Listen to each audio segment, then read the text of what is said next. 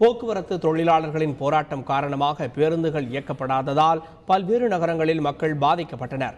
காஞ்சிபுரம் மாவட்டத்தில் பொதுமக்களின் இயல்பு வாழ்க்கை முற்றிலும் பாதிக்கப்பட்டது. பள்ளி கல்லூரிகளுக்கு மாணவர்கள் செல்வதற்கு பெரும் சிரமத்திற்கு உள்ளாகினர்.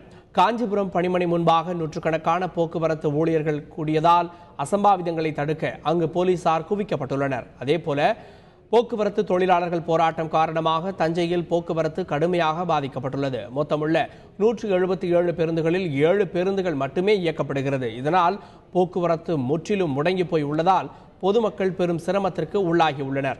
புதுக்கோட்டை மாவட்டத்தில் அரசு போக்குவரத்து பணிமனைகளில் உள்ள 435 பேருந்துகளில் 2 பேருந்துகள் மட்டுமே இயக்கப்படுவதால் அங்கு இயல்பு வாழ்க்கை பெரிதும் பாதிக்கப்பட்டுள்ளது. இதனால் பயணங்கள் மேற்கொள்ள முடியாமல் பொதுமக்கள் பெரும் அவதிக்குள்ளாகியுள்ளனர்.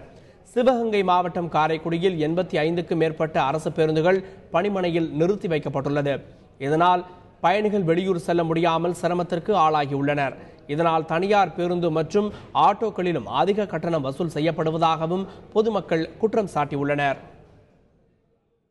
நாகை மாவட்டம் மயிலாடுதுறை போக்குவரத்து கழக பணிமனையில் மொத்தம் உள்ள 83 பேருந்துகளில் 8 பேருந்துகள் மட்டுமே இயக்கப்படுகின்றன. குமரி மாவட்டத்தில் மொத்தம் உள்ள 819 பேருந்துகளில் 210 பேருந்துகள் மட்டுமே இயக்கப்படுகின்றன. கேரளாவிலிருந்து தமிழகம் வரும் கேரள அரசு பேருந்துகள் எல்லை பகுதியான களியக்காவிளையில் நிறுத்தப்படுகின்றன. அனைத்து பணிமனைகளிலும் பலத்த போலீஸ் பாதுகாப்பு போடப்பட்டுள்ளது. நீலகிரி மாவட்டம் குன்னூரில் பெரும்பாலான பேருந்துகள் நிறுத்தப்பட்டன. இதனால் சுற்றுலா பயணிகள், பள்ளி கல்லூரி மாணவர்கள் உள்ளிட்டோர் பெரும் இன்னலை எதிர்கொண்டனர்.